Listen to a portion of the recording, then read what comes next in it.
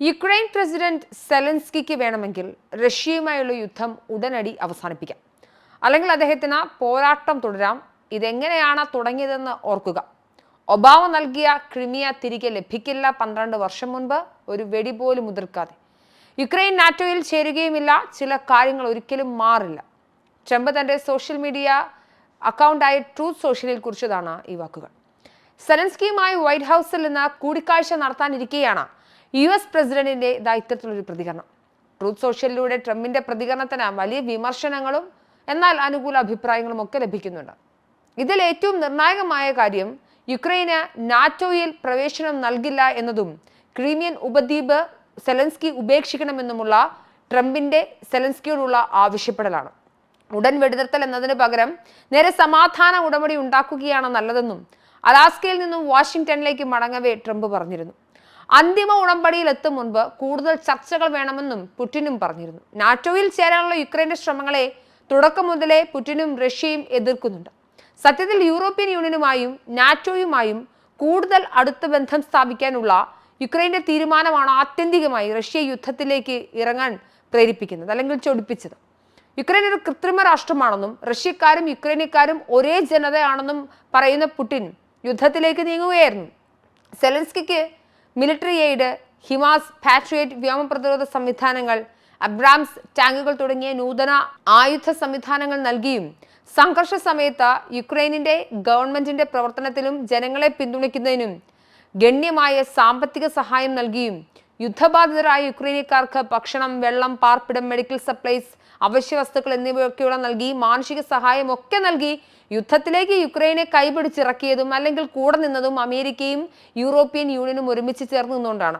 അതുകൊണ്ട് തന്നെ നിലവിൽ അമേരിക്ക റഷ്യയോട് ചേർന്ന് വരുന്ന ഘട്ടത്തിൽ ഏകപക്ഷീയമായി യുദ്ധം നിർത്താൻ സെലൻസ്കിയോട് മാത്രം പറയുകയും അതുപോലെ തന്നെ ഉപദ്വീപ് വിട്ടുകൊടുക്കാൻ പറയുകയും നാറ്റോയിൽ യുക്രൈൻ ചേരില്ല എന്ന് പറയാനുമുള്ള ഒരു ഒറ്റക്കൊമ്പൻ നിലപാട്, ആ തീരുമാനത്തിലേക്ക് ട്രംപ് എത്തുന്നത് സത്യത്തിൽ എന്തൊരു ചതിയാണ് എന്നാണ് പറയേണ്ടത്.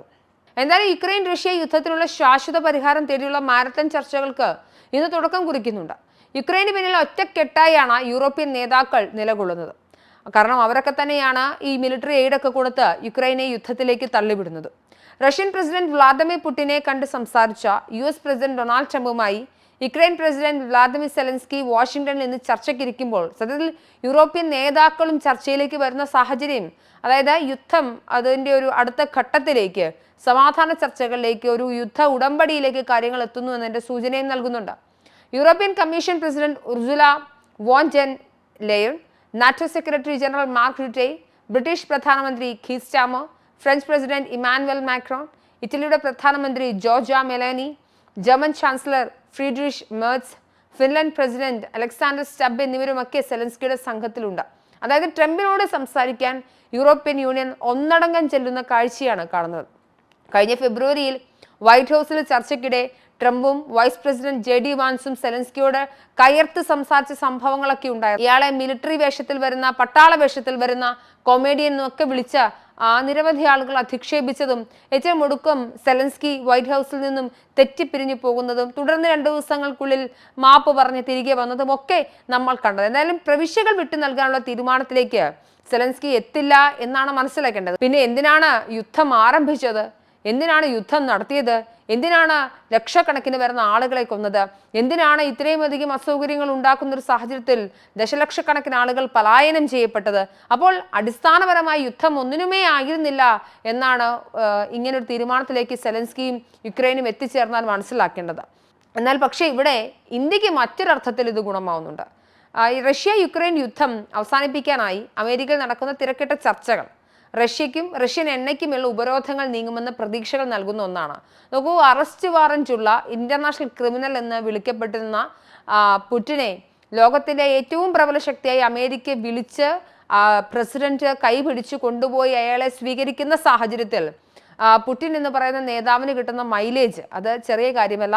അതുകൊണ്ട് പുടിന് മേലുണ്ടായിരുന്ന ഉപരോധങ്ങളെ അമേരിക്ക പൂർണ്ണമായും മാറ്റുകയോ അല്ലെങ്കിൽ മറ്റുള്ള രാജ്യങ്ങൾക്ക് മാറ്റാനുള്ള പ്രേരണ ഉണ്ടാക്കുന്നുണ്ട്. അങ്ങനെ വന്നാൽ റഷ്യൻ എണ്ണയ്ക്ക് മേലുള്ള ഉപരോധങ്ങൾ നീങ്ങുമെന്ന പ്രതീക്ഷകൾ ധാരാളമായി ഉണ്ട്. അതുകൊണ്ട് തന്നെ ഇന്ത്യൻ ഓഹരി വിപണികൾക്ക് ഒരു ഉന്മേഷമൊക്കെ വന്ന സാഹചര്യവുമുണ്ട്.